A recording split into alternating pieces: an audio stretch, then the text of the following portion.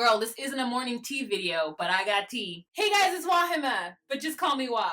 Melanated. Okay, so, I went to the doctor's and I had some blood drawn today, and while I was at the doctor's, I went on Twitter, because I was like, oh, I'm bored, So I went on Twitter, and my own business, I'm searching through, and all of a sudden I see a comment or a tweet by somebody I really like. I think her name is Yaba on Twitter, but she's Fayawata on Instagram, talking about SheaMoisture in this commercial, girl. So I watched the commercial, because I was like, well, let me see what SheaMoisture is doing.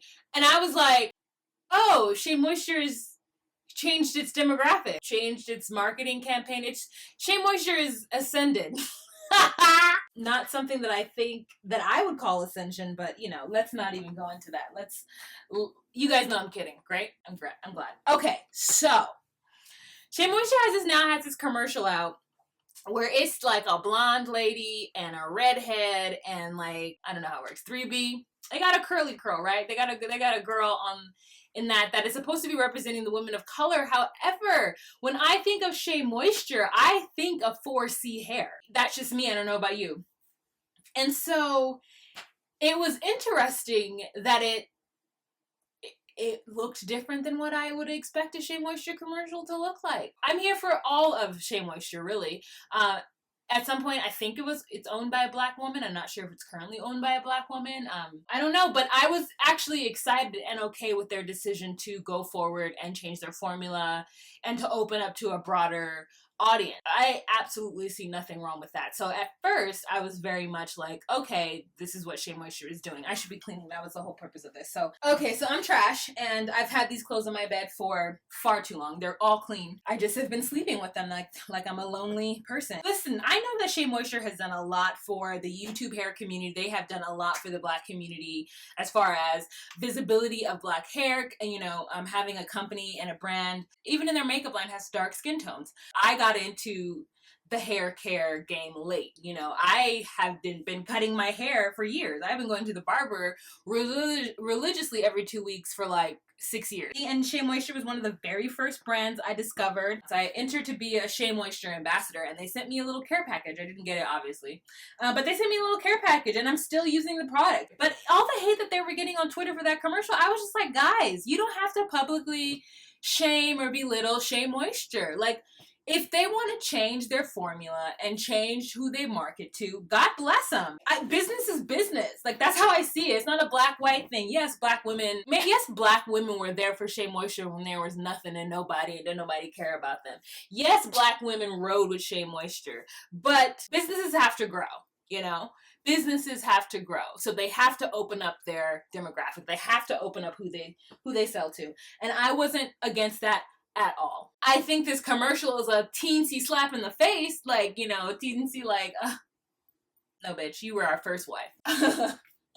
I mean, this is just so wrinkled. Like, I'm just gonna hang this up and it's just gonna be wrinkled and I won't wear it ever because I'm never going to want to iron it. Okay, alright, the commercial was a little bit dusty, but I was just like, okay, if that's who it is and I just know that I will no longer be purchasing any of their products. Like, that's how I was going to do. I was going to go silently into the night and keep all of my extra dry, ashy skin, 4C hair money. Because I don't see the reason to tweet them and talk mess. Like, they don't care, girl.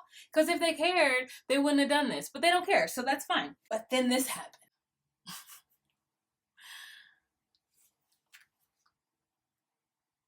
I took a screenshot of it because I figured somebody would take it down. Okay, so then Tariq Nasheed. Now, if you don't know who Tariq Nasheed is, he's a hotep in a suit. He jumped in on this conversation and he said, so y'all don't want to boycott businesses like Asian nail shops who beat up black women or companies that support Trump, but SheaMoisture is the real issue. First of all, this is none of your business. Second of all, those two things don't equate. If you're going to make an argument, make sure that the argument isn't on the same subject matter. Asian nail shops that beat up black women?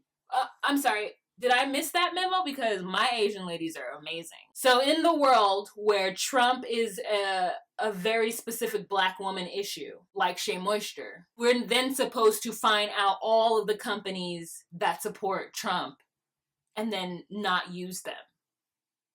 Shut up. Sir, No, sir, sit down. That's what Tariq said, right? Now, the dumb part is what SheaMoisture said. SheaMoisture comes back with, we can't thank you enough for your loyalty and support. It's wonderful people like you that keep us strong, Tariq. I'm sorry, what? It's wonderful people like Tariq. What emotionally charged individual did this?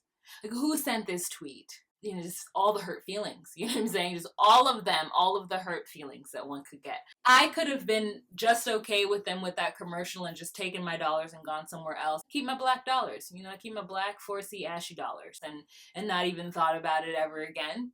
But now, after that, that was the wrong move because that is not true. That is not fair. That I don't know if it's just some person who's not aware of like history and like doesn't have access in the vault that I'm sure that you keep all of your like data on your business and like who buys from you. And maybe I'm wrong. Perhaps Tariq is a SheaMoisture ambassador or a Shea ambassador. Maybe he is. Maybe he keeps his knuckles and elbows shining with SheaMoisture coconut water infused whatever lotion and supportive of you, SheaMoisture.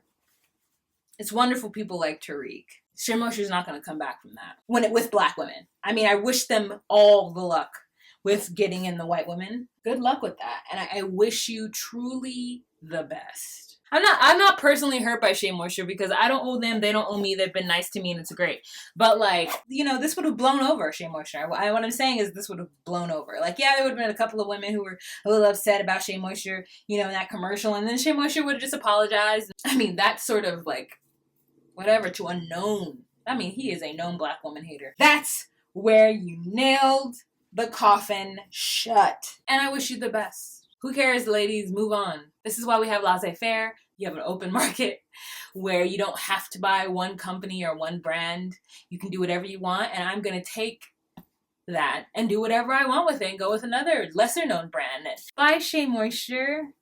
Thank you so much. It's been fun. I actually really love my SheaMoisture Illuminating Powder in Mandali Bay. Girl, that is my life. I also really love Altia Sand, the blush. I'm going to get that again. But after that, SheaMoisture is not getting my money. All right, guys. Tell me what you guys think of this SheaMoisture controversy. Did you feel the hurt? Did you feel the anger? Did you feel the betrayal a little bit? Let me know what you guys think down below. Finish cleaning up, you know, and doing what I got to do. All right, guys. Have a fantastic day. Bye.